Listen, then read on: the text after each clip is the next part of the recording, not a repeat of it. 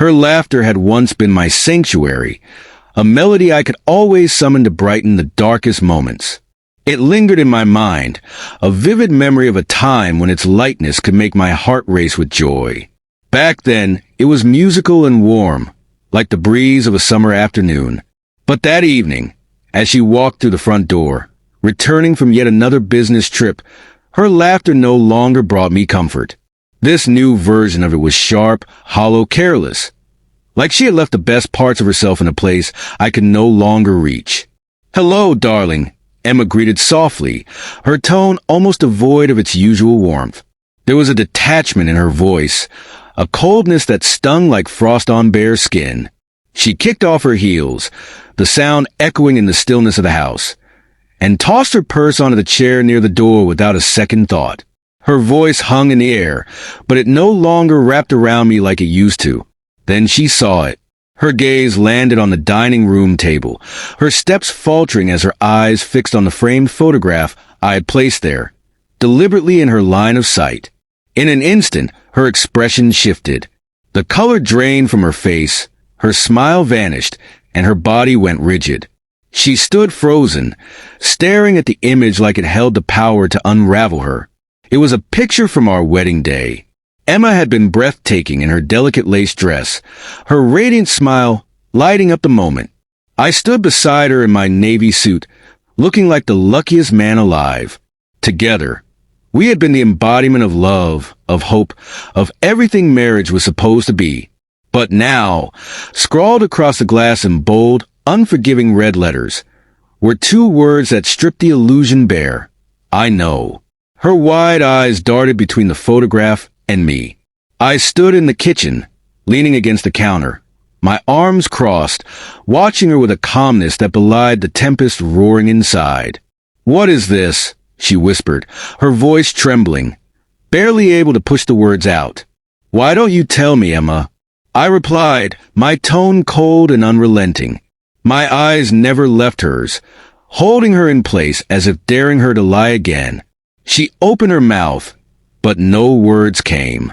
I could see the panic in her eyes, the way her mind raced to piece together what I knew, how much I knew, and how I had found out. The confident, self-assured facade she had spent years perfecting began to crack. "Jack, I don't know what you're talking about," she stammered, her voice wavering under the weight of the moment. A bitter laugh escaped my lips, so foreign that even I barely recognized it. "Please, Emma," I said, my voice dripping with contempt.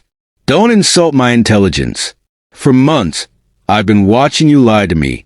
The business trips, the late nights at the office, your sudden obsession with the gym. It all makes sense now." I reached for my phone, holding it up so she could see the screen. Her face crumpled as her eyes took in the damning images I had spent weeks gathering. Each photo was a dagger to my heart, and now they stood as irrefutable evidence of her betrayal.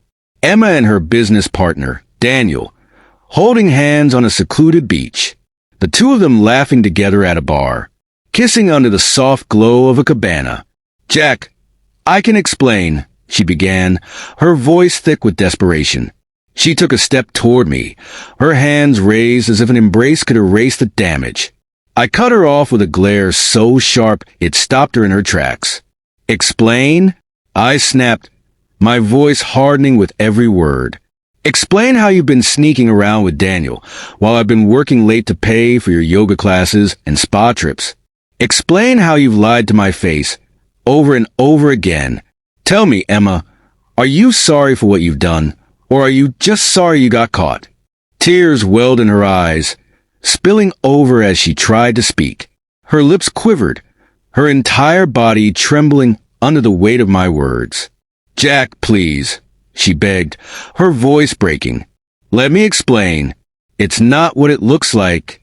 I raised a hand, silencing her.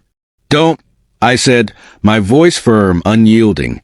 "For the past 2 months, I've been gathering everything I could. Do you know why?" She didn't answer. Her silence was all the confirmation I needed. Because I needed to be certain, I continued, my tone calm but laced with steel. I needed to know that I wasn't imagining things, that I wasn't going crazy. And now that I am certain I've made my decision, her sobs grew louder, but I felt nothing. No pity. No sympathy. Not after what she had done. I've already filed for divorce, I said, the words cutting through the tension like a blade. The papers are with my lawyer. You'll receive them tomorrow. I suggest you review the prenuptial agreement you signed before thinking about contesting it. Her face crumpled under the weight of the revelation.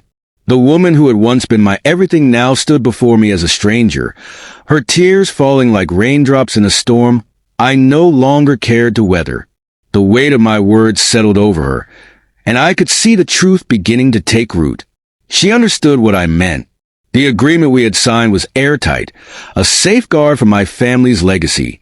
It left no room for negotiation. When this was over, she would walk away with nothing more than what she had brought into the marriage. "You don't have to do this, Jack," she whispered, her voice barely audible, a fragile attempt to appeal to whatever remnants of love I might still feel. "I do," I said, my tone devoid of emotion. "And there's one more thing. I've already told Daniel's wife." The impact of those words struck her like a physical blow. Her lips parted as if to respond, but no sound came out. Her composure shattered, and I could almost see the pieces falling around her. "Oh, don't worry," I added bitterly. She was very understanding. In fact, she even shared some pictures of her own. Her sobs grew louder, each one a harsh, broken sound, but they didn't reach me. The ache in my chest felt hollow now, empty to the pain it once carried. There was no going back, no undoing the choices she had made. For months, I had watched her, quietly piecing together the truth that she had tried so hard to conceal. The thought of her betrayal had been like a shadow, creeping into every corner of my mind, refusing to let me rest. And now, confronted with the undeniable reality of it, she broke down completely. Tears streamed down her face, guilt and regret twisting her features into something unrecognizable. But I didn't let it sway me. My resolve was unshakable. I stepped to the side, opened a drawer, and pulled out a thick folder. Its weight was almost tangible, the physical manifestation of weeks of work and silent suffering. "I put everything together," I said, my voice calm, almost emotionless. I held the folder up for her to see. Inside, it held everything: text messages, photos, receipts. Every puzzle piece that had unraveled her lies was there, neatly compiled. I tossed the folder onto the table, and the paper spilled across its surface like the evidence of her betrayal spilling into our lives. "This will go directly to your company's HR department if you try to contest this divorce," I said, my voice cold and steady. I could see panic rising in her eyes, her breaths coming faster as the gravity of the situation bore down on her. She knew what it meant. Let's see how they handled two of their top managers having an affair on company time and resources, I added, my words laced with cutting finality. She collapsed into a chair, her head dropping into her hands as her sobs turned to muffled wails. The sight of her crumbling didn't give me the satisfaction I thought it might. Instead, it felt distant, like I was observing a scene from someone else's life. "I made a mistake, Jack. Please," she begged, her voice trembling and thick with desperation. "I cherish you." Her words rang hollow, reaching for a place in me that no longer existed. I let out a sharp, bitter laugh, the sound echoing in the silence between us. "Love," I said, my voice biting. "Do you call this love? You don't love me, Emma. You love the life I built for you. You love the stability, the comfort, the safety I provided. But you didn't respect me. You didn't value me. You threw all of it away for what?" Her sobs grew louder, but they didn't move me. Instead, I felt an unexpected sensation, something that surprised me: relief. It was as if a crushing weight I hadn't even realized I was carrying had been lifted. There was no more anger, no more sadness, only the strange clarity of freedom. I turned and grabbed my keys, my movements deliberate and measured. I'll be staying at a hotel for the next few days, I said, my voice steady. By the end of the week, movers will come to pack your things. You need to leave this house.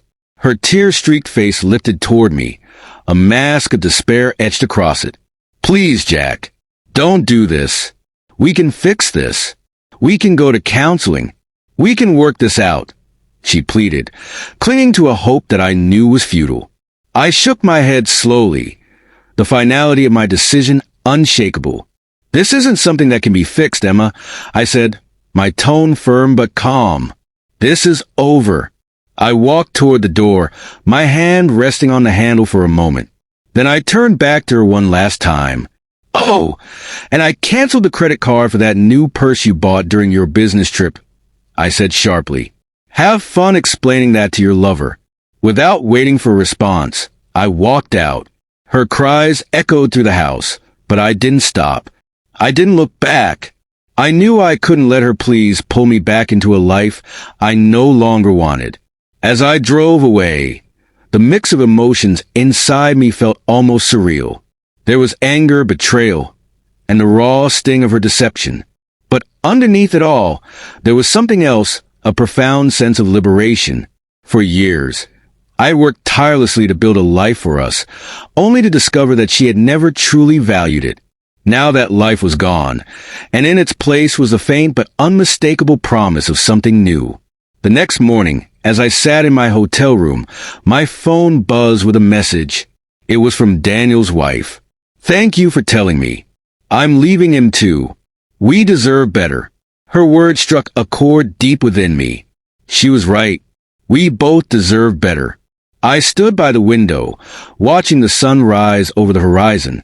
The light spilled across the sky, chasing away the darkness, and for the first time in what felt like forever, I felt hope. The end of my marriage wasn't a tragedy. It was a beginning, a chance to start over, to build a life with someone who truly appreciated me.